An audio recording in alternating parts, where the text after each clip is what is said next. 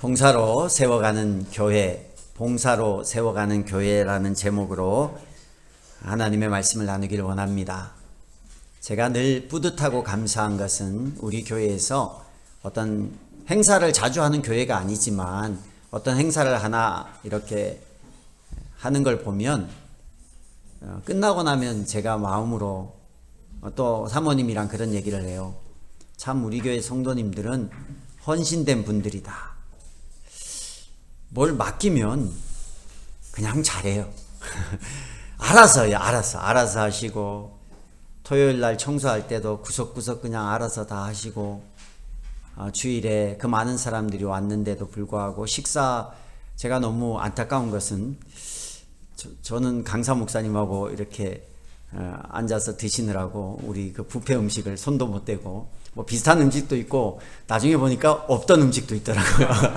그래서 이렇게 성도님들이 정성스럽게 만들어 오신 거 같이 맛보고도 싶고 또 끝나고 뒷정리까지 뭐 하나같이 이렇게 누구 하나 불평불만 하시는 분 없이 교회 일을 잘하는 모습을 보면서 참 하나님이 많이 기뻐하시고 우리 교회가 이렇게 선하게 하나님 앞에서 잘 세워져 가는 것 같아요.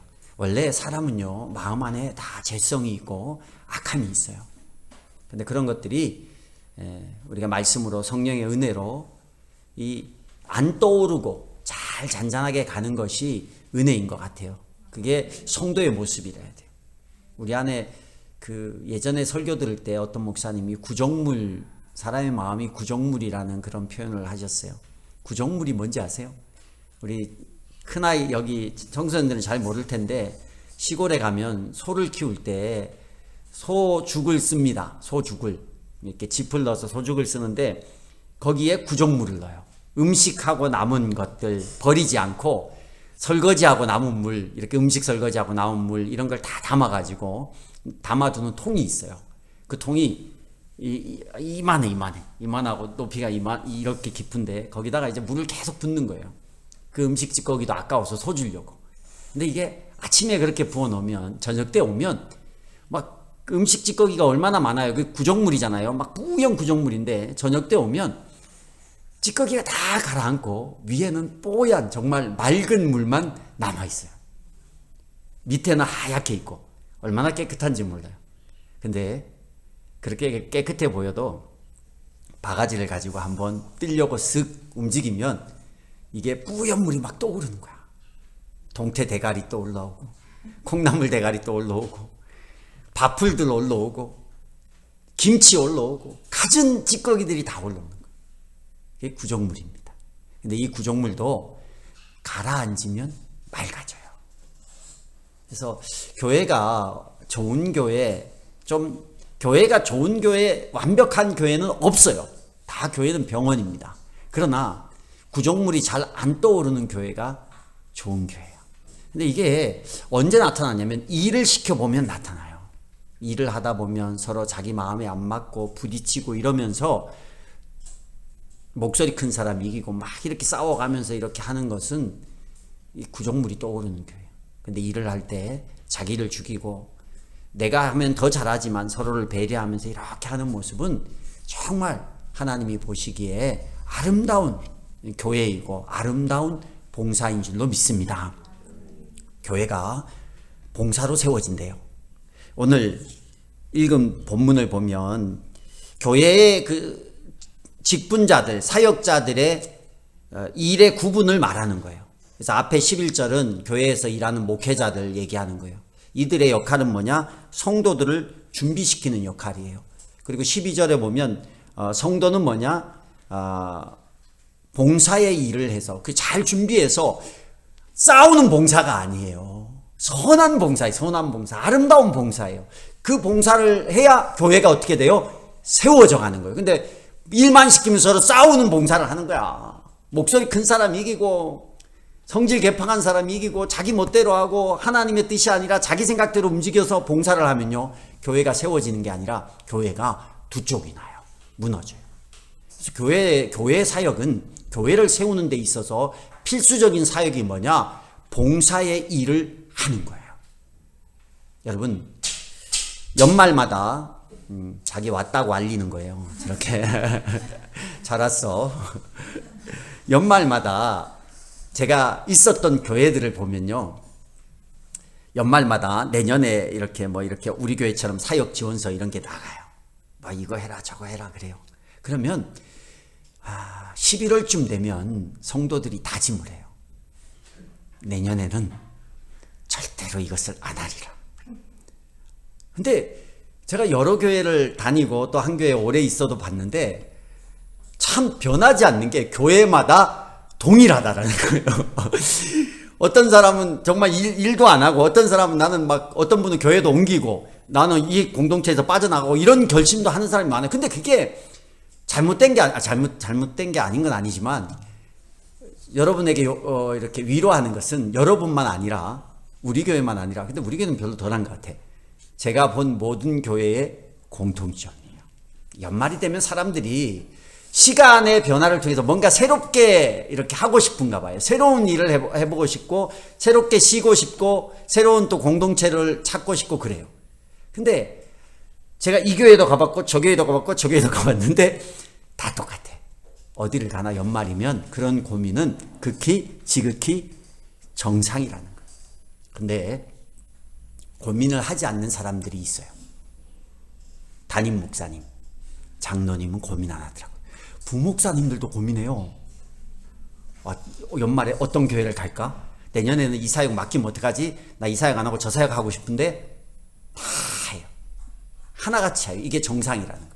근데 안 하는 사람들이 있는데 담임 목사랑 장로님은 안 해요.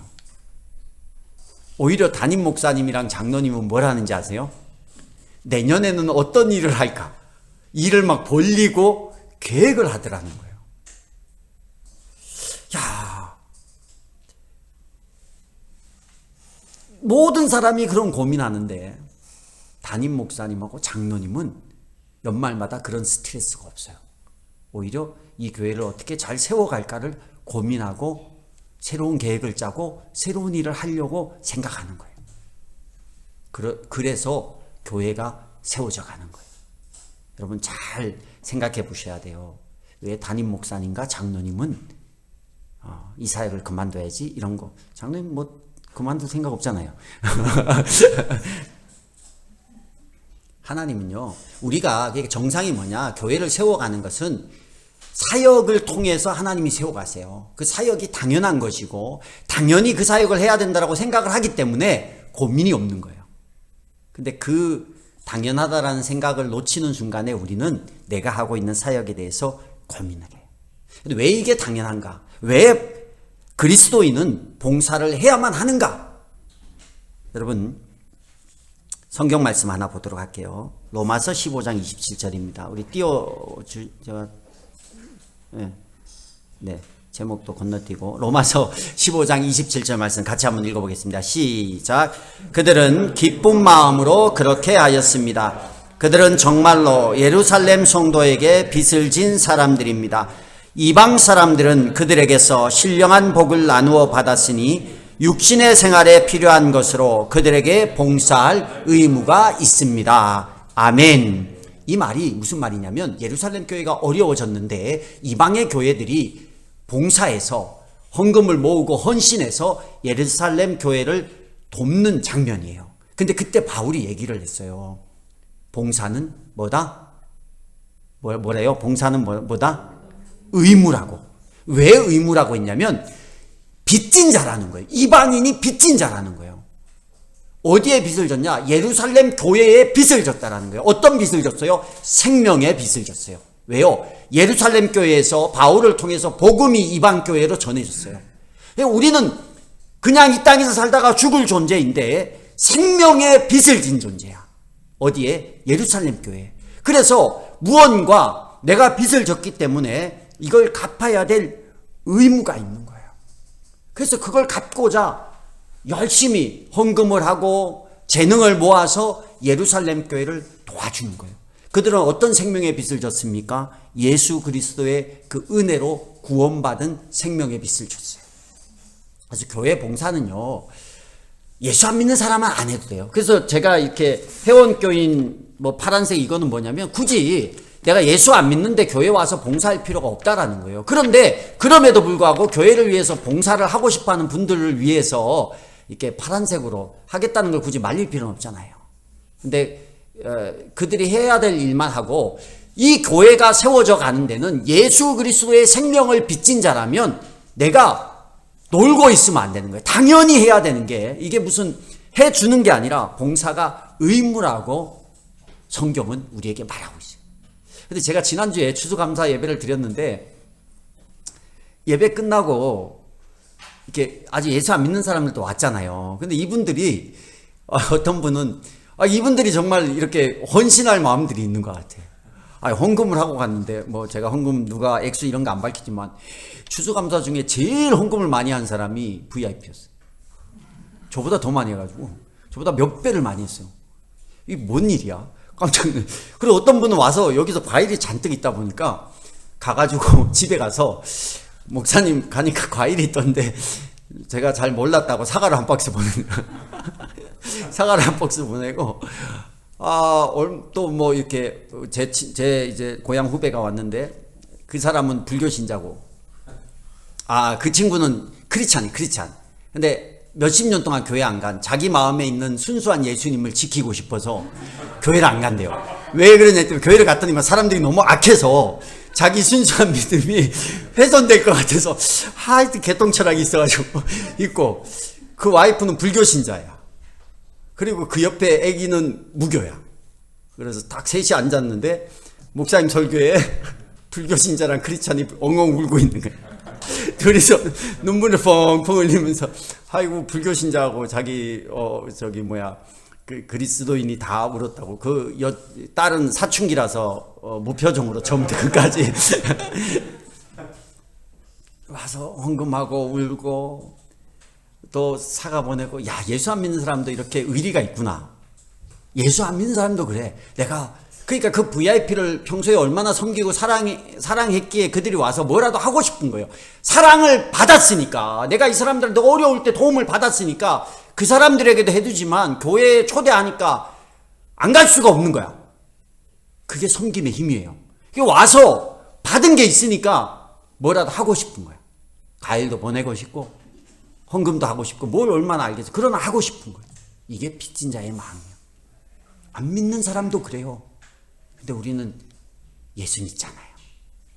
예수님으로 생명을 받았는데, 아이고 이거 하기 싫어요, 주님이 필요로, 교회 목사님이 시킨다고 생각하니까 그럴 수 있어요. 그게 아니라 성경을 보면 교회를 세워가는 거예요. 우리 교회가 여기까지 세워져 오는 데 있어서 성도들의 헌신과 봉사가 없었다면 세워질 수가 없는 거예요.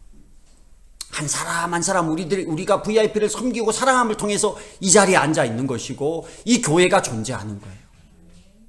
그게 봉사입니다. 봉사를 통해서 교회가 세워지고, 봉사할 빚진 자로 봉사할 의무가 있는 거예요. 그러면 봉사를 어떻게 해야 되냐, 이게 중요해요. 그냥 막 하는 게 아니라, 안 믿는 사람이 해서 우리가 참 웃고 좋기도 하지만, 교회의 봉사를 어떻게 해야 되는가. 첫 번째는요, 겸손함으로 해야 됩니다.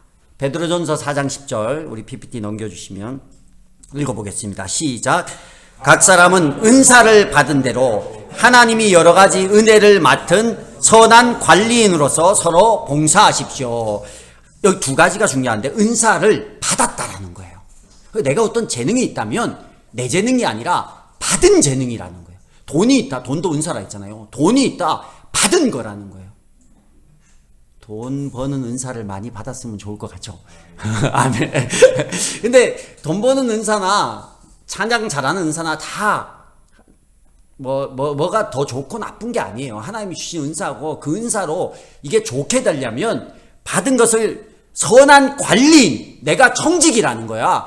내게 아니라 하나님 내게 관리하라고 맡겼다라는 것을 알고, 그것을 뭐예요?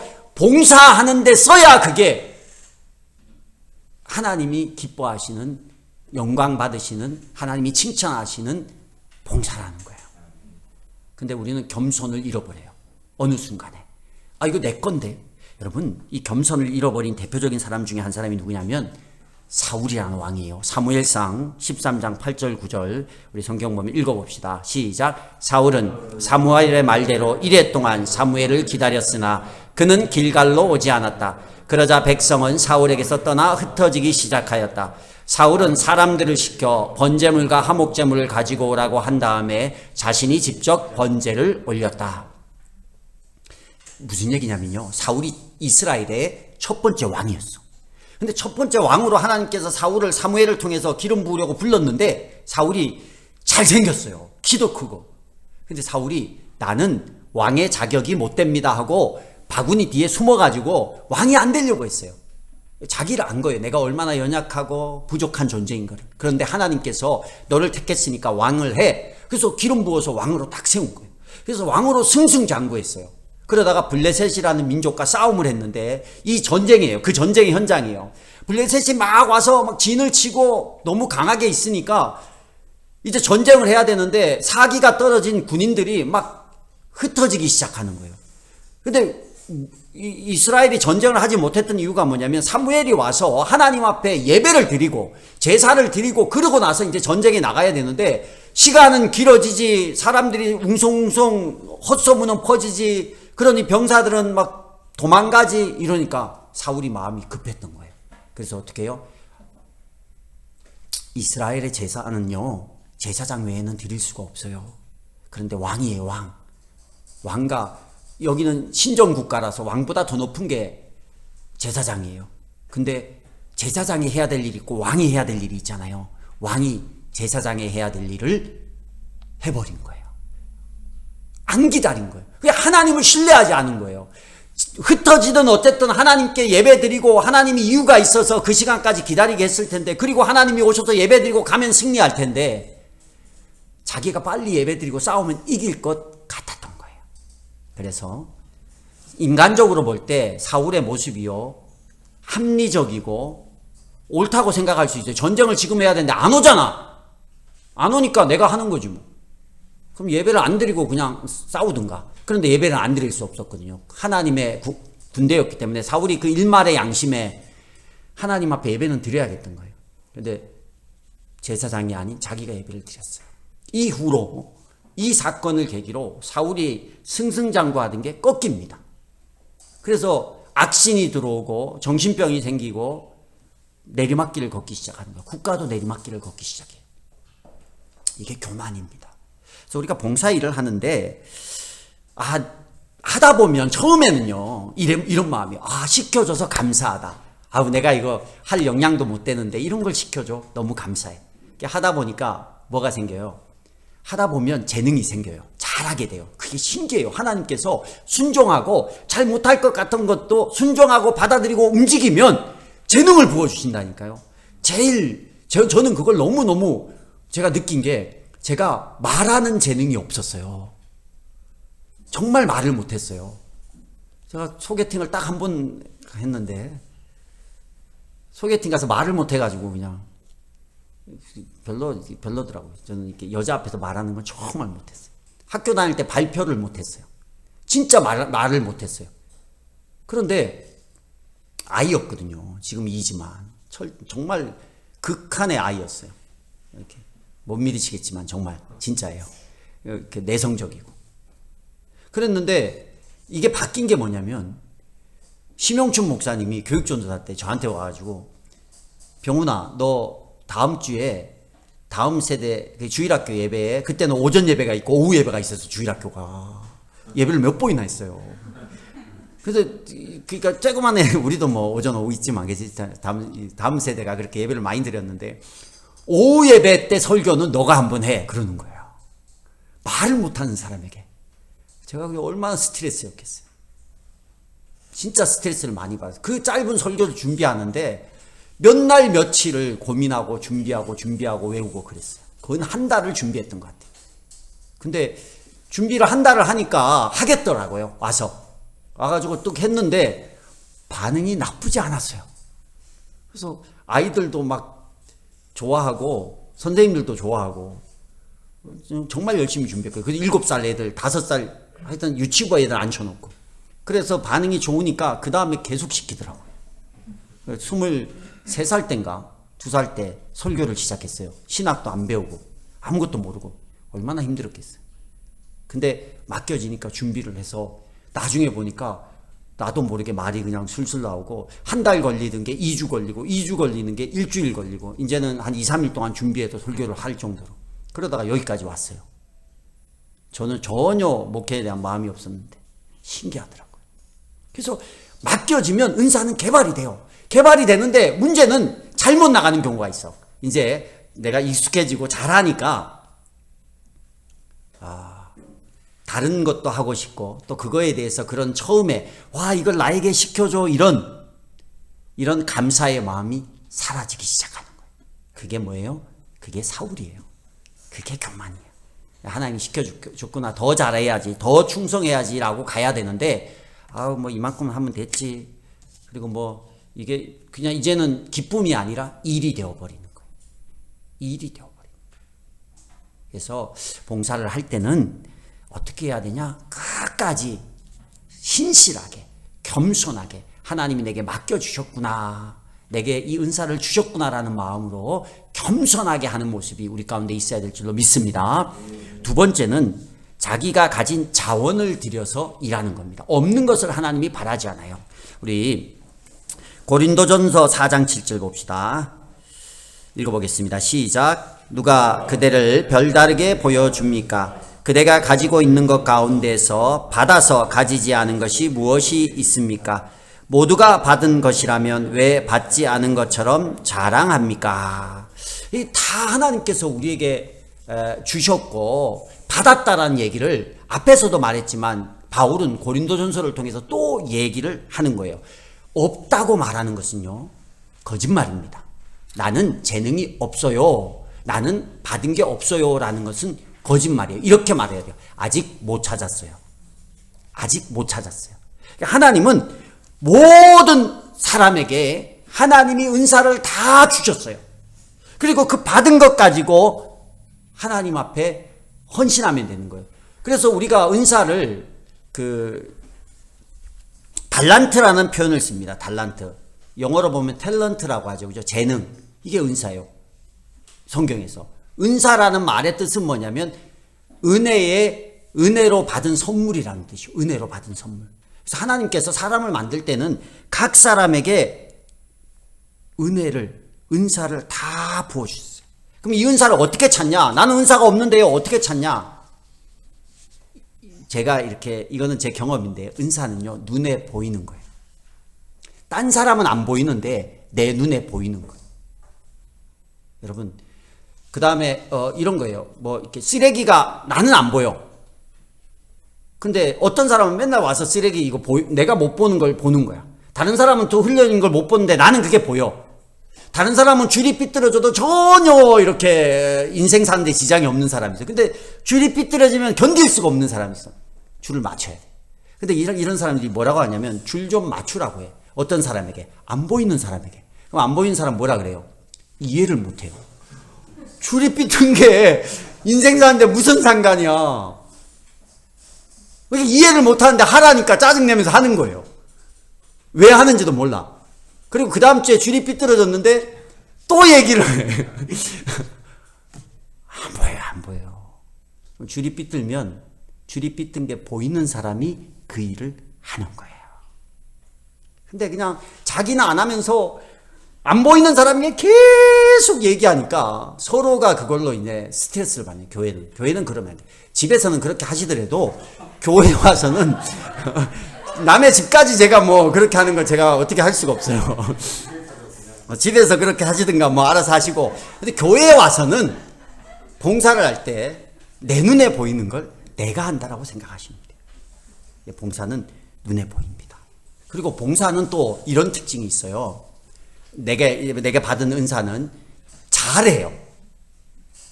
내 눈에 보이고 잘한단 말이에요. 내가 그 일을 할 때 누가 맡겼는데 그 일을 다른 사람보다 잘해요.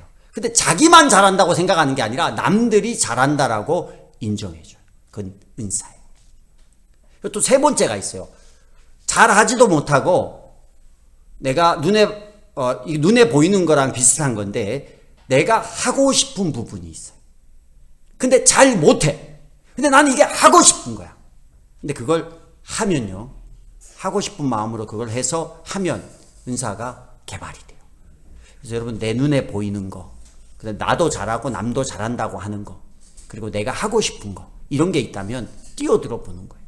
그리고 여러분이 알지 못하는 은사를 개발될 때는요, 목사님이 권면할 때요. 그러면 아멘으로 한번 순종해 보세요. 그러면 돼요. 근데 목사님이 권면할 때 교회를 세우기 위해서 권면을 하는 거예요. 그럼 교회를 세우기 위해서 권면을 할 때 이걸 한번 해보세요 할 때 아무나 그냥 이렇게 하지는 않을 거 아니에요. 그죠? 목사님이 여러 가지 생각을 하고 기도를 하고 권면을 한단 말이에요. 그래서 웬만하면 목사님이 하라고 할 때 저처럼 아멘하고, 저는 교육전사님이 하라고 할 때 아멘하고 했거든요. 그러니까 목사까지 하고 있더라고요. 어느새. 저는 전혀 이쪽하고 관련해요. 저는 국률함도 없고 많이 생겼어요. 너무 없다 그러면 옛날에 비해서. 옛날 제 20대 때 지금 하는 얘기는 별 국률함도 없고 일중심이 없고 아주 이렇게 은둔형 외톨이처럼 이렇게 있었고, 회사 일만 뭐 밤새도록 일해도 즐겁게 회사 일을 하고 돈 버는 데 관심이 있었고 이랬던 사람이거든요. 근데 전혀 다른 이렇게 관계를 맺어가야 되는 일들을 이렇게 하는 거 보면 참 신기하더라고요. 그래서 내 눈에 보이는 거, 내가 잘하고 남도 잘한다고 인정하는 거, 내가 하고 싶은 거, 목사님이 권면하는 거, 이런 거 그거 하는 거예요. 하나님께서 내게 있으니까, 내게 그런 게 있으니까 목사님 입술을 통해서 아니면 내 마음을 통해서 사람들이 얘기를 하는 거예요. 그럼 그걸로 하나님께 헌신하면 되는 거예요. 봉사는 그렇게 하면 돼요. 또 봉사는 크고 작은 게 없어요. 크고 작은 게 없어요. 뭐 식당에서 봉사하는 거 허드렛 일이고, 뭐 앞에서 이렇게 막 찬양 인도하는 것은, 성가대 하는 것은 멋진 일이고, 이런 게 아닌 거예요. 교회에 필요한 일에 하는 것이 전부 교회를 세우는 일이에요. 하나님은 똑같이 기뻐하시는 거예요. 마음이 중요한 거예요. 어떤 일을 하는 게 중요한 게 아니라, 마르다와 마리아 설교 들으셨죠? 마르다가 나쁜 게 아니라니까요. 마르다가 일하는 건 나쁜 거고 마리아가 예수님의 말씀을 듣는 건 좋은 거고, 이게 아니라는 거예요. 뭐예요? 마르다와 마리아의 마음의 자세라는 거예요. 마리아는 예수님을 봤고 마르다는 그때 예수님을 보지 않고 일을 봤다라는 거예요. 일을 하면서도 예수님을 생각하고 귀를 기울이고 있으면 중심을 보시는 하나님께서 마르다를 칭찬했을 거예요. 왜 그 열심히 일하는데 그걸 야단칠 일이 뭐가 있어요? 그래서 마음이 중요한 거예요. 어디에 일을 하든 주를 위해서 한다는 마음이 있다면 어떤 일을 해도 하나님께서 자기 것을 드려, 작은 재능이라도 그것을 드리는 것을 하나님은 기뻐하시는 거예요. 세 번째는 봉사를 할 때 어떻게 해야 되냐? 개인의 필요가 아니라 교회의 필요를 위해서 봉사해야 됩니다. 성도는 봉사를 통해서 그리스도의 몸인 교회를 세우는 일을 합니다. 다시 한번 에베소 4장 12절 있나요? 네. 다시 한번 읽어보겠습니다. 시작. 그것은 성도들을 준비시켜서 봉사의 일을 하게 하고 그리스도의 몸을 세우게 하려고 하는 것입니다. 아멘. 그리스도의 몸이라는 것은 교회예요. 근데 우리가 처음에 하나님이 은사를 줍니다. 어떤 분은 병 고치는 은사도 줘요. 방언의 은사, 통역의 은사 다 줘요. 그런데 교회를 세우기 위해서 그 일을 해야 되는데 그 은사를 가지고 자기가 세워지는 거예요. 목사도 하나님께서 성도를 준비시키려고 하는 목회의 은사를 주셨어요. 그래서 목사를 합니다. 그런데 뭘 세우기 위해서? 성도를 준비시켜서 최종적으로 준비된 성도, 봉사하는 성도를 통해서 교회를 세워가는 게 목사에게 주신 은사예요. 그런데 그러기 위해서 말씀의 은사도 주셨고 신유의 은사도 주시고 리더십도 주시고 다 주세요. 그런데 이것 가지고 목회자의 개인의 영달과 명예와 안위를 위해서 사용을 해요. 그거는 개인의 필요를 위해서 사용하는 순간 하나님의 영광이 가려지는 거예요. 하나님 기뻐하지 않습니다. 그거 하나님 받으시지 않아요. 평생 목회를 했다고 해도 받으시지 않아요. 그래서 우리가 기억해야 될 것은 봉사하는 이유가 누구를 위해서, 목사님을 위해서, 누구를 위해서가 아니라 교회가 잘 세워지는, 그러기 위해서는 내가 하고 싶은 거를 하되 그것이 교회가 원하는 것하고 상충될 때 어떻게 해야 돼요? 기다려야 되는 거예요. 교회를 세우기 위해서 기다려야 돼요. 여러분, 전 참 사모님한테 감사한 게 뭐냐면 교회를 개척해서 처음 할 때 사모님이 하고 싶은 게 되게 많았어요. 이것도 목사님 합시다. 저것도 합시다. 이걸 하면 어떡할까요? 이거 하면 어떡할까요? 근데 다 필요한 거예요. 맞아요. 그거 하면 좋아요. 그런데 그 당시에 우리 교회가 세워지는 데 있어서 제가 보기에는 이런 걸 더 어떨 때는 목자들의 리더십 때문에, 어떨 때는 목장 사역 철학을 세우기 위함 때문에 기다려달라고, 이거 아직 아니라고 기다려달라고 했는데 다 기다려줬어요. 되게 감사한 거예요. 그때 만약에 막 이거 하자 저거 하자 그랬으면 제가 많이 힘들었을 텐데. 그리고 나중에 이제 때가 되면 다 할 수 있는 일인데 나중에 이제 서서히 무슨 책 나눔도 하고 이렇게 진행이 되었거든요. 그래서 사모님 리더십, 목사님 리더십보다 목자 목녀님 리더십을 세울 때까지 기다리자. 우리가 사람들을 다 하면 리더십이 안 세워진다.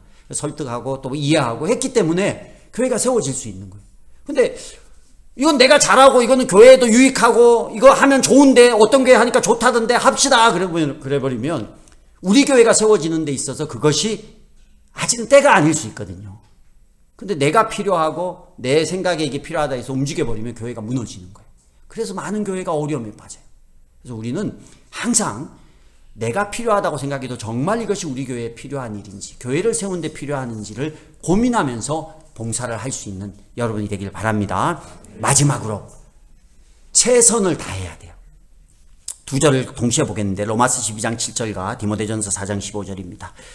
읽어봅시다. 시작. 섬기는 일이면 섬기는 일에 힘써야 합니다. 또 가르치는 사람이면 가르치는 일에. 그리고 디모데전서 4장 15절 시작. 이 일들을 명심하고 힘써 행하십시오. 그리하여 그대가 발전하는 모습을 모든 사람에게 나타내게 하십시오. 아멘. 성경에 보니까 하나님의 일을 섬기고 봉사할 때 힘써 하래요. 마지못해 하라는 게 아니라 내가 처음에 하기 싫었는데 하기로 결심을 했고 결정을 했어요. 그러면 어떻게 해야 돼요? 힘써야 돼요. 잘하는 게 아니라 힘써 하는 거랑 잘하는 건 달라요. 잘하는 것은 결과가 좋고 누가 봐도 잘한다는 말이 있어야 돼요. 근데 힘써 하는 것은 열심히 하면 돼요. 참 신기하죠. 세상은요, 열심히 하는 건 소용이 없대요. 세상은 뭐 하래요? 잘해야 된다고요. 회사 가면 열심히 하는 사람은 필요 없어요. 결과가 나와야 돼. 가서 놀더라도 잘하면 돼. 근데 열심히 하는데 잘 하지를 못해. 그러면 이건 회사에서는 필요 없는 존재예요. 근데 교회는 달라요. 교회는요, 잘하는 게 중요한 게 아니에요. 제가 이걸 몰랐거든요. 저는 회사를 오래 다녀서 잘해야 됐어요. 이게 저를 지배했어요. 잘해야 된다. 그래서 사역도 잘해야 되는 줄 알았어요. 근데 교회는요, 잘하려고, 내가 잘하려고 하다 보면 관계적으로 상처받는 사람이 많이 늘어나요. 그래서 하나님은 내게 맡겨진 일을 열심히 하라는 거예요. 힘써 하라는 거예요. 그런데 놀라운 것은요, 힘써 할 때 우리 뒤에 보세요. 그대가 뭐하는 모습? 발전하는 모습을 모든 사람에게 나타나게 하십시오. 하나님의 생각은 뭐냐? 이 사람이 그 일을 힘써하면 발전한다라는 거예요. 저는 이걸 너무너무 잘 깨닫고 느낀 사람이에요. 여러분, 힘써 안 하고 대충 그냥 자리를 지키겠다 하면 발전이 없어요. 근데 교회 일은요, 힘써 하면요, 결과와 상관없이 그 일에 재능을 하나님 부어주시고 발전한다라는 거예요. 마치 제가 어버버했던 제가 설교를 하는 것처럼 이 자리에서 이렇게 설교가 술술 나오는 게 전 신기해요. 아직도. 그러지 않았거든요. 안 믿을지 몰라도 제 과거는 그랬어요. 제 동창들 제가 잘 안 만날 이유가 말도 못하고 그런 사람이었기 때문에. 근데 하나님께서 힘써 열심히 하려고 한 달 동안 맡겨지니까 어떻게든 해보려고 준비하고 애쓰고 기도하고 힘썼더니만 발전하게 하시는 거예요. 그래서 여러분, 하나님의 일은요, 최선을 다하시길 바랍니다. 큰 일이든 작은 일이든 내가 한번 1년 동안, 최선은 뭐냐? 1년 동안 내가 하기로 했으면 그 일에 대해서 1월 1일부터 12월 30일이 될 때까지 내가 거기에 대해서 최선을 다해서 그 자리를 지키고 힘써 하는 거예요. 아마 하나님께서 발전하게 하세요. 아멘. 봉사의 결과만 하고 마치도록 하겠습니다. 결과가 뭐냐? 고린도후서 9장 13절에 이렇게 되어 있습니다. 읽어봅시다. 시작. 여러분, 이 봉사의 결과로 그들은 하나님께 영광을 돌릴 것입니다. 그것은 여러분이 하나님께 순종하여 그리스도의 복음을 고백하고 또 그들과 모든 다른 사람에게 너그럽게 도움을 보낸다는 사실이 입증되었기 때문입니다. 아멘. 이방 교회가 예루살렘 교회를 위해서 이렇게 봉사하고 헌금하고 헌신했던 그 결과로 복음이 더 확장되고 교회가 세워졌다는 얘기예요, 뒷부분이. 그래서 하나님께서 그 봉사를 영광을 받으신다라는 거예요. 그래서 내가 하는 일이 목사님의 칭찬 있으면 좋고 또 앞에 교회 사람들이 인정해 주면 좋고 그러나 안 할지라도 아무도 몰라줄지라도 어떤 마음으로 그 일을 위해서 내가 움직였는지를 하나님께서 기억하시고 하나님께서 영광을 받으신다라는 거예요. 우리 인생의 목적이 하나님의 영광을 위함이잖아요. 근데 이 일이 하나님께서 올바른 봉사의 모습을 통해서 하나님께서 영광을 받으신다라는 거예요. 제가 내년에 사역을 이렇게 많아요. 더 많아요. 그러나 웬만한 건 제가 다 하고 또 그중에 여러분과 나눠 할 수 있는 많은 일들을 여기다 적었습니다. 여러분, 어떤 것은 내가 잘하고 내가 하고 싶은 것도 있고 어떤 것은 교회를 세우는 데 필요한 일들이 있어요. 근데 내가 잘하고 내가 하기는 싫지만 내게 재능이 있고 교회를 세우는 데 필요하다 그러면 여러분 주저하지 말고 그 부분에 지원해 주시면 좋고 또 내가 은사가 없는데 이걸 어떻게 해? 근데 마음이 가. 그리고 교회를 세우는 일에 필요한 것 같아. 근데 내가 하고 싶어요. 그러면 주저하지 말고 동그라미를 치고 힘써 한번 해보세요. 제 바람은 내년에는 청소년부 우리 예배를 이렇게 별도로 드리고 싶어요. 공간이 생겨서. 그래서 제가 공간을 기도했거든요. 예수영전 모임 둘째 주는 공과 시간이 있으니까 공과 담당 선생님이 그때 한 달에 한 번 하니까 그때 들어가고 나머지 1주, 3주, 4주는 제가 짧게라도 이렇게 하고 싶고 또 그때 좀 누가 기타를 쳐주면 같이 아이들이 좋아하는 찬양도 같이 하고 이렇게 짜여진 뭐 이런 목장연합 예배는 아니들지라도 찬양하고 같이 짧게 말씀 나누고 또 아이들끼리 그 공간에서 즐겁게 모임도 하고 VIP도 초대해서 음식도 먹고 이런 생각들이 있습니다. 그래서 청소년 사역을 좀 확대시키려고 아직 부장님이 없어서 제가 생길 때까지는 이름을 올려놓고 이렇게 또 반주자도 기타라고 다른 건 필요 없어요. 기타만 있습니다. 이렇게 필요하다고 올려놓고 했고 이런 사역들이 있는데 한번 여러분 다음 세대 찬양인도자나 공과교사도 필요하고 혹 다음 세대 내가 이렇게 말씀을 전하고 싶은 사람은 밑에 적으면 제가 세워드릴게요. 그래서 나는 주일학교에 또 설교를 하고 싶다 이런 분은 또 우리 제가 세워서 또 같이 했으면 좋을 것 같아요. 그래서 여러분 사역이